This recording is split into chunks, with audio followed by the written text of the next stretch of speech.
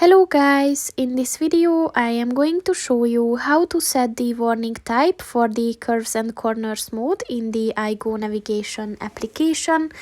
But first I just want to mention, don't forget to subscribe to my channel, because at 10,000 subscribers I am going to show you my whole YouTube revenue statistics and growth strategy, as well as how to make money online. Let's jump into it.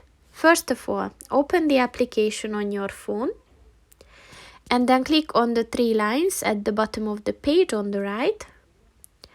And then if you scroll down, click on the settings button and then click on the warnings button and then click on the road signs button.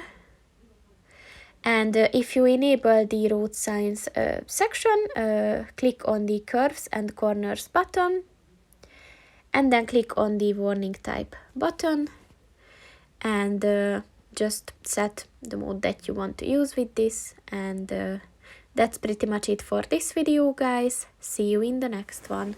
Goodbye.